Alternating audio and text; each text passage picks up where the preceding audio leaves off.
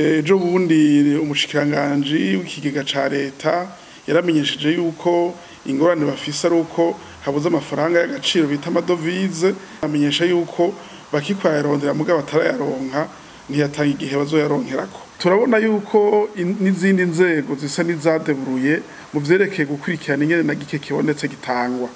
Aha twamenyesha yuko murabizi yuko ilitiro ya essence igurwa ibihumbi 4, mugabo ugiye kuri magendo ugasanga higurwa ibihumbi hagati ya 20 na 30.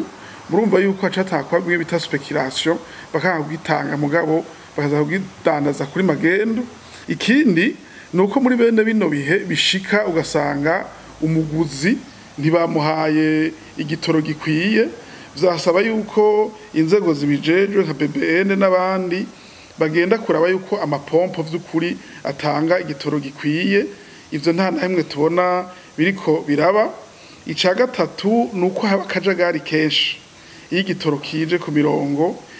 Igipolisi categerezwa guhagararira itangwa neza ry'igitoro, usanga abatari bakahubwo bariko baratoza igiturire kiri hagati y'ibihumbi 50 n'ijana kugira ngo umuntu ashikirwe mu kuronka igiturire.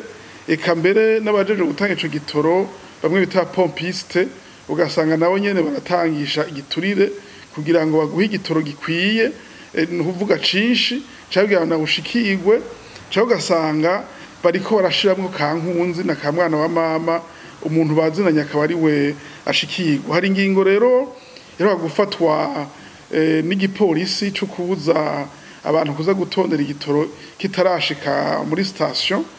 Iyo nayo nyene turavye ni ingingo atakamaro na kamwe iri kyamarira abanyagihugu, kiretse yuko ikomeza bimwe vya kamwana wa mama hamwe no kurya ibiturire, kuko udafise umuntu muzinanye kuri station agitanga canke ukaba utazinanye na nyene station ntuza kumenya yuko igitoro kiriya gitangwa.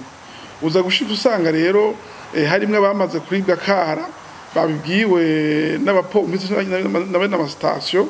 Iyo udafise bene ugasanga bamwe bibaye ngombwa yuko baha igiturire abaje gutanga igitoro kugira ngo kigira kize bazobabwire. No kuvuga iyo ngingo nayo nyene nacaje ifasha, kiretse gukomeza igiturire n'ingendo ya kamwana wa mama muri bene ivyo bintu. Aha rero ivyo biriko bigenda uko mu gihe turagaruka ku ngaruka mbi zijanywe n'iryo kena ry'ibitoro. Hari ikibazo cyo kwiyunguruza, aho abantu bitagikunda yuko biyunguza cyangwa bunguruze n'ibintu abadandaza n'abandi.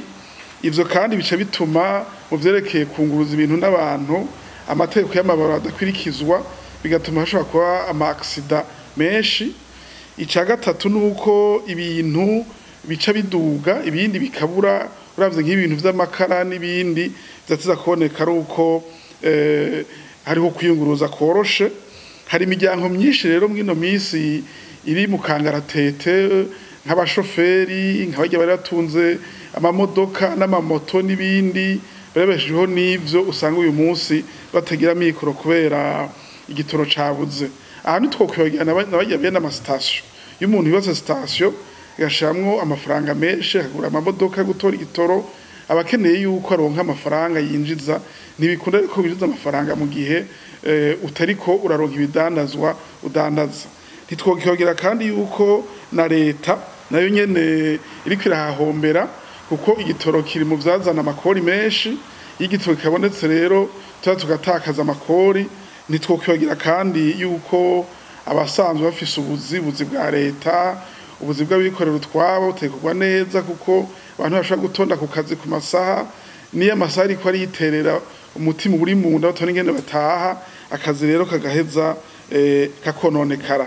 Mu mugambwe Kodebu turashobora guhumuriza abarundi yuko kino kibazo nicari kibazo kigoye gutorera umuti, kuko ibindi bihugu tubana ngaha ufashe nka Kongo, Tanzania, u Rwanda, za Uganda igitoro gifise. Rero kugira ngo igitoro kiboneke hariho umushikiranganji w'igace yashikirije yuko tubuza amafaranga y'agaciro.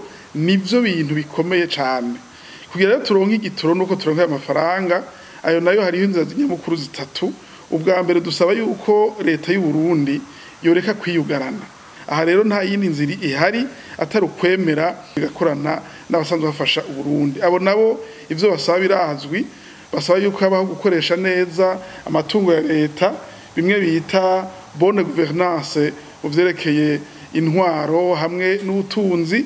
Ikindi basaba nuko habaho kugurura urubuga rwa politike kugira ngo ibikorwa vya politike bikorwe habayeho umwisanzuro. Kuri ivyo rero dusaba yuko leta bamwe mu bagize leta boreka guhiganwa mu kurondera kwegeranya ubutunzi bw'umurengera mbere buciye mu nzira zitari nziza, ariko bashira imbere ineza y'abene gihugu basanzwe bari bajejwe gutunganiriza. Bakomeze cyane iyi migambi y'iterambere ituma turonka ibintu dushora hanze biduha amafaranga y'agaciro kugira ngo dushobore kuba mu mwidegemvyo zerekeye ubutunzi.